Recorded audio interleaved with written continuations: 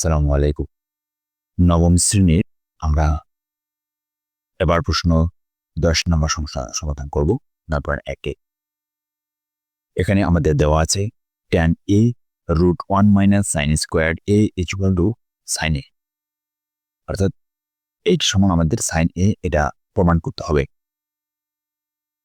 তো tan a আমরা বাম পক্ষ লিখে নিলাম যে tan a √1 - sin square a।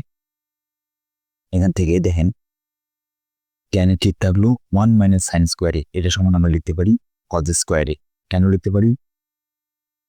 cos square plus sin square আমরা লিখতে পারি কি 1। তো cos স্কয়ার থেকে এদিকে ঠিক রেখে সাইনটাকে ওইদিকে ট্রান্সফার করে নিয়ে যান, তাহলে কি দাঁড়াবে 1 - sin স্কয়ার, তাই না? তাহলে 1 - sin স্কয়ার এর সমান আমরা কি লিখতে পারি? cos স্কয়ার লিখতে পারি। তো এই সূত্র থেকে আমাদের এখানে 1 cos স্কয়ার এ লেখা হচ্ছে, তাহলে রুট cos স্কয়ার এ। এখন দেখেন এই স্কয়ার আর এই রুট দুটোই কেটে যাবে, তাহলে কি থাকবে? শুধু cos a থাকবে। আর এইদিকে tan a সমান লেখা যায় sin a by cos a, ঠিক আছে? তাহলে sin a by cos a into এদিকে cos a, তাহলে এখানে cos a এখানে cos a কাটা, তাহলে থাকতেছে sin a।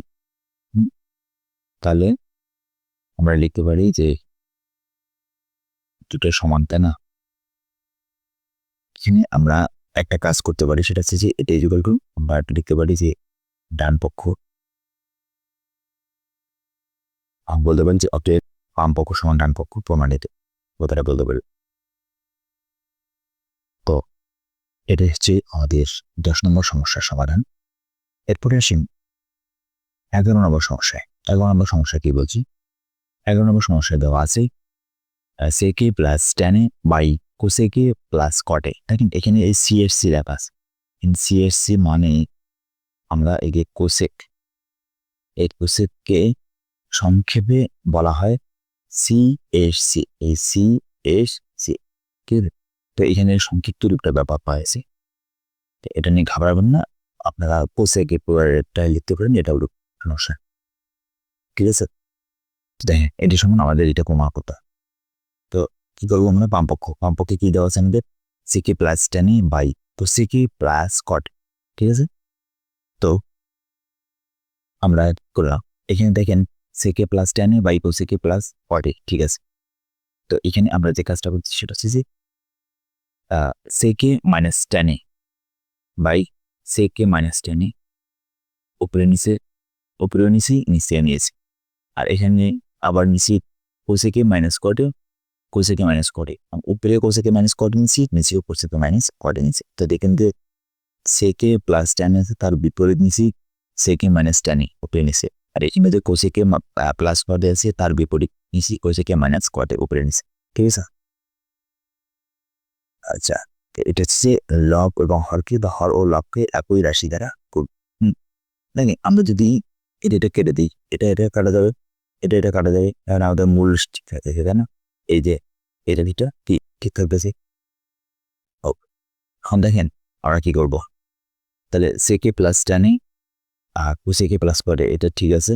এখানে কি করছি? এখানে দেখেন এই যে sec a minus tan a তাই ছিল, আর এখানে যে cosec a minus cot a এটা এইখানে নিয়ে আসছে এই জায়গায়, আর এখানে যে ছিল sec a মাইনাস tan এটা এই জায়গায় নিয়ে এসেছে, বুঝছে? একটি স্থান পরিবর্তন করছে এই দুটা কিসের এই যে রাশি, ঠিক আছে? তাই না? এখন কি দাঁড়াইলে দেখেন তো, এই যে sec a plus tan a আর এখানে sec a minus tan a দুইটাই গুণ করলে কি হবে? এটা এই sec a থেকে যদি a মনে করেন আর tan কে b, tan থেকে b মনে করেন, তাহলে a plus b into a minus b, তাই না? তাহলে a plus b into a minus b phone কি লেখা যায়? a square minus b square, তাই না?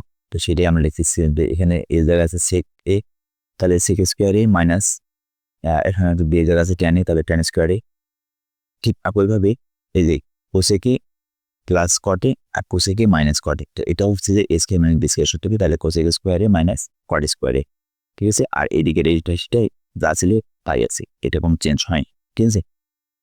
এখন দেখেন এই যে sec square a minus tan square a এটা সমান লেখা যায় 1 সূত্র আমরা ইতিমধ্যে জানি, আর cosec square a minus cot square a এটা সমানও লেখা যায় 1, ঠিক আছে?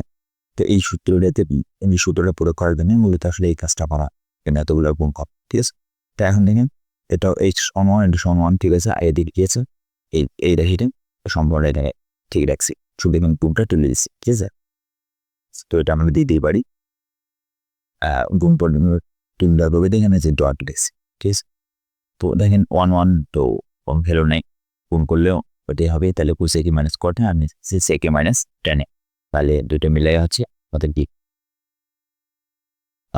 এটা হচ্ছে আমাদের কি বলে, তো এটা আমাদের হচ্ছে ডান পক্ষ।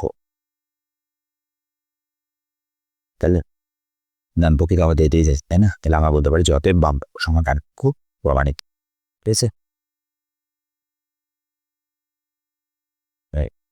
এই ছিল আমার 10 এবং 11 নম্বর সমস্যার সমাধান।